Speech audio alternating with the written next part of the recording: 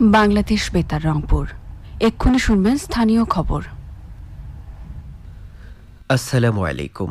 বাংলাদেশ বেতার রংপুর স্থানীয় খবরে আমন্ত্রণ জানাচ্ছি ইউসুফ খন্দকার। 2025 সালের এইচএসসি ও সমমানের পরীক্ষার ফল প্রকাশিত হয়েছে। এবার 9টি সাধারণ শিক্ষা বোর্ড, মাদ্রাসা ও কারিগরি বোর্ডের অধীনে 7,26,960 জন শিক্ষার্থী পাশ করেছে। এবছর পাশের গড় হার 58.83%। জিপিএ 5 প্রাপ্ত শিক্ষার্থীর সংখ্যা 69,097 জন। আজ সকাল 10টায় প্রতিটি শিক্ষা বোর্ড একযোগে এইচএসসি ও সমমান পরীক্ষার ফল প্রকাশ করে। এবছর দেশের 9টি সাধারণ শিক্ষা বোর্ড, মাদ্রাসা ও কারিগরি শিক্ষা বোর্ডের অধীনে 12,35,661 জন শিক্ষার্থী এইচএসসি ও সমমানের পরীক্ষায় অংশগ্রহণ করে। এর মধ্যে ছাত্র ছিল 6,11,446 জন এবং ছাত্রীর সংখ্যা 6,24,215 জন। সারা দেশে 2,797টি কেন্দ্রে পরীক্ষা অনুষ্ঠিত হয়। এছাড়াও কারিগরি শিক্ষা বোর্ডের 62.67% এবং মাদ্রাসা শিক্ষা বোর্ডের পাশের হার 75.61%। এদিকে দিনাজপুর শিক্ষা বোর্ডে এবার 1,03,832 জন শিক্ষার্থী এইচএসসি পরীক্ষায় অংশগ্রহণ করেন। এই বোর্ডে এবারে পাশের হার 57.49%। জিপিএ 5 পেয়েছেন 6,260 জন। মোট পাশ করেছেন 60,882 জন। এইচএসসি পরীক্ষার ফলাফলে ভালো করেছে রংপুরের স্বনামধন্য শিক্ষা প্রতিষ্ঠানগুলো। আজ সকালে পরীক্ষার ফলাফল পাওয়ার পর শিক্ষা প্রতিষ্ঠানে শিক্ষক, শিক্ষার্থী, অভিভাবকরা উচ্ছ্বাস প্রকাশ করে। এবছর এইচএসসি পরীক্ষায় রংপুর ক্যাডেট কলেজ থেকে 46 জন পরীক্ষায় অংশ নিয়ে সবাই জিপিএ 5 পেয়েছে। রংপুর সরকারি কলেজে 1,327 জন পরীক্ষার্থী অংশ নিয়ে পাশ করেছে 1,256 জন।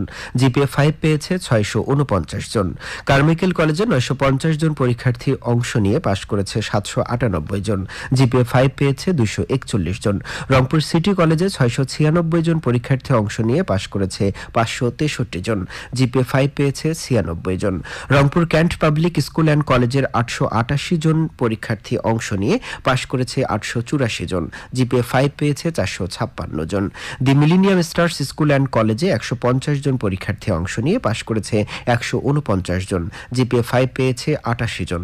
এবং Rangpur police lines school and কলেজে 794 জন পরীক্ষার্থী অংশ নিয়ে পাশ করেছে 781 জন। জিপিএ 5 পেয়েছে 382 জন। বাংলাদেশে নিযুক্ত ইরানের রাষ্ট্রদূত মানসুর চাভসি ও মিসেস চাভসির সঙ্গে রংপুর চেম্বার অব কমার্স ইন্ডাস্ট্রিজের এক যৌথ বাণিজ্য সংক্রান্ত সভা গতকাল চেম্বার হল রুমে অনুষ্ঠিত হয়েছে। এতে সভাপতিত্ব করেন চেম্বারের ভারপ্রাপ্ত প্রেসিডেন্ট মঞ্জুর আহমেদ। সভায় ইরান ও বাংলাদেশের মধ্যে বিদ্যমান এবং ভবিষ্যৎ বাণিজ্যিক, আর্থসামাজিক, শিক্ষা, স্বাস্থ্য ও সাংস্কৃতিক সম্পর্ক উন্নয়ন বিষয়ে গুরুত্বপূর্ণ আলোচনা অনুষ্ঠিত হয়। পরে ইরানের রাষ্ট্রদূত chamber of commerce and industry public school and college পরিদর্শন করেন। লালমনিরহাট জেলা পুলিশের আইন শৃঙ্খলা বিষয়ক মাসিক অপরাধ পর্যালোচনা সভা অনুষ্ঠিত হয়েছে। গতকাল পুলিশ লাইন্স ড্রিল সেডে আয়োজিত সভায় সভাপতিত্ব করেন পুলিশ সুপার মোহাম্মদ তরিকুল ইসলাম। সভায় জেলার আইন শৃঙ্খলা নিয়ন্ত্রণ, অবৈধ মাদকদ্রব্য, অস্ত্র উদ্ধার, গুরুত্বপূর্ণ মামলা, ওয়ারেন্টভুক্ত ও সাজাপ্রাপ্ত আসামি গ্রেপ্তার পর্যালোচনা করে বিভিন্ন সিদ্ধান্ত নেওয়া হয়। কুড়িগ্রামের রাজীবপুর উপজেলা পরিষদ সম্মেলন কক্ষে আজ উপজেলা পরিষদের মাসিক সভা অনুষ্ঠিত হয়। উপজেলা নির্বাহী অফিসার ফজলে ইলাহি এতে সভাপতিত্ব করেন। এতে উপজেলার সকল উন্নয়ন প্রকল্পের অগ্রগতি, হাটবাজারের উন্নয়ন, নদী ভাঙ্গন রোধ, চলমান টিসিভি টিকা ক্যাম্পেইন সফলকরণ ও মা ইলিশ রক্ষা অভিযান সফল করার বিষয়ে আলোচনা ও সিদ্ধান্ত গৃহীত হয়। উপজেলার সকল ইউনিয়ন পরিষদ চেয়ারম্যান, উপজেলার সকল সরকারি দপ্তরের প্রধান ও রাজনৈতিক নেতৃবৃন্দ সভায় উপস্থিত ছিলেন।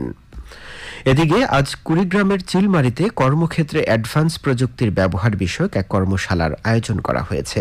উপজেলা পরিষদ সভাকক্ষে আয়োজিত কর্মশালায় প্রধান অতিথি হিসেবে উপস্থিত ছিলেন উপজেলা নির্বাহী অফিসার সবুজ কুমার বসাক। কর্মশালায় অ্যাডভান্স প্রযুক্তির পরিচিতি, কর্মক্ষেত্রে অ্যাডভান্স প্রযুক্তির ব্যবহার ও প্রয়োজনীয়তা নিয়ে আলোচনা করা হয়। কর্মশালায় উপজেলা পর্যায়ের বিভিন্ন সরকারি দপ্তরের কর্মকর্তা কর্মচারীরা অংশগ্রহণ করেন। রংপুরে আনসার গ্রাম প্রতিরক্ষা বাহিনীর উপজেলা ইউনিয়ন পর্যায়ের আনসার কমান্ডার ও ভিডিপি দলপতিদের কার্যক্রমে গতিশীলতা আনতে বাইসাইকেল বিতরণ করা হয়েছে। গতকাল নগরীর মাহিগঞ্জ আনসার ভিডিপি প্রশিক্ষণ কেন্দ্রে ৭৩টি বাইসাইকেল বিতরণ করা হয়।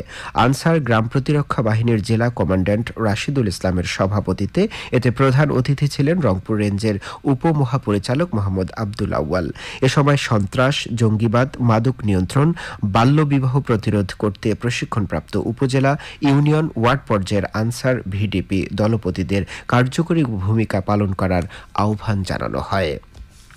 এখন শুনুন কৃষি সংবাদ। কুড়িগ্রামের চিলমারিতে ২০২৫-২৬ অর্থ বছরে কৃষি পুনর্বাসন কর্মসূচির আওতায় রবি মৌসুমে ক্ষুদ্র ও প্রান্তিক কৃষকদের মাঝে বিনামূল্যে শসা ফসলের বীজ ও সার বিতরণ করা হয়েছে।